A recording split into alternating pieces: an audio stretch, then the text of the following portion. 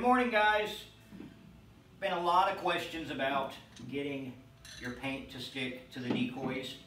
So we're going to go over that real quick with you. We have a new process that we've been testing since January, and it seems to work extremely well. So it's not something new, but something new that we're going to share. First, I want to touch base on the bodies. We get a lot of questions of how do we prime them, prep them, get them ready for paint. Absolutely nothing. Nothing is required.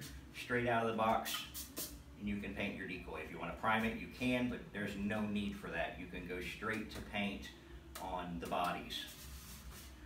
If you want to coat them for a little bit more durability, feel free to. But the big thing about coating the decoys that we recommend you coat them is because it's going to kill the shine. If you notice the decoy's shining a little bit in here, put some Homer coat on it, the shine goes away. So now, on to the heads. The heads are made of a polypropylene plastic material, so it's going to require some work and some priming. We've been recommending that you scuff them with a Scotch-Brite pad, or if you have access to a sandblaster, that you sandblast them. However, not everyone has a sandblaster, and let's be honest, scuffing these things with a Scotch-Brite pad or a piece of sandpaper takes time.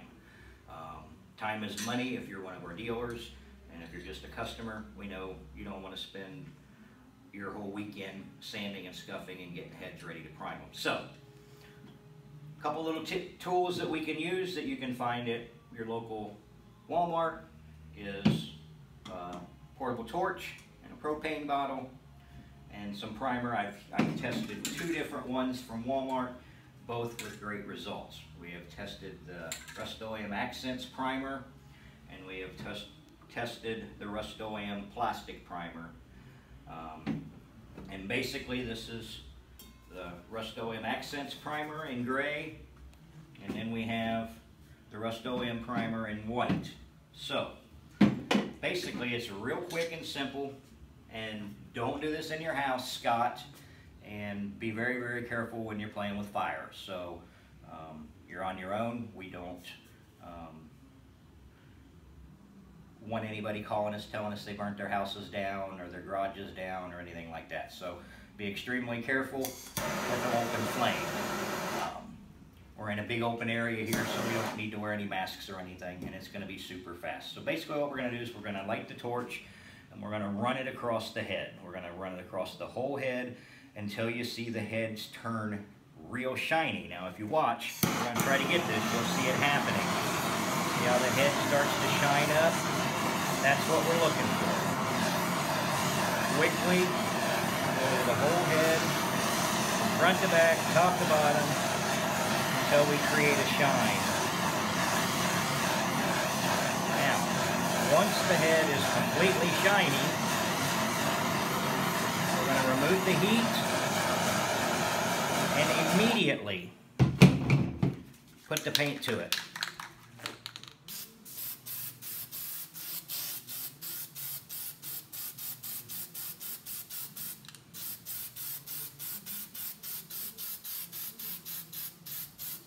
Now, I strongly urge you to do this immediately upon receiving your heads. When you get your kits or your replacement heads in the mail, this is the very first thing you need to do.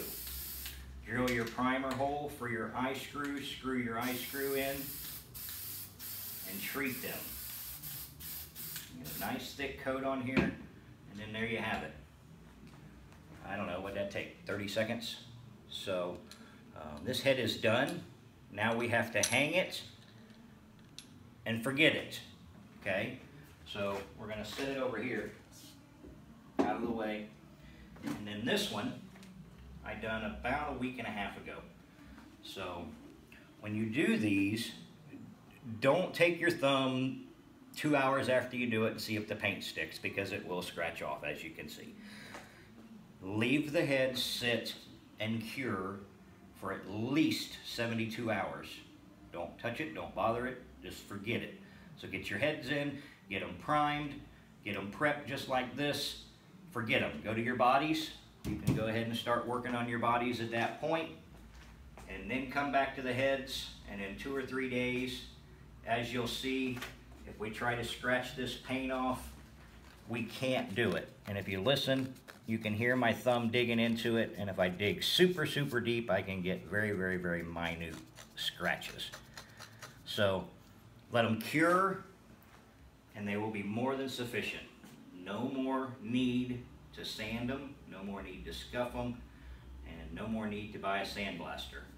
So there you have it, a quick, easy fix for getting paint to stick to your Homer Decoy heads, and hope that will help a lot of you out and save you some time so you can spend more time hunting over your new decoys instead of working on them and trying to get your paint to stick to the heads. So until the next time, thanks.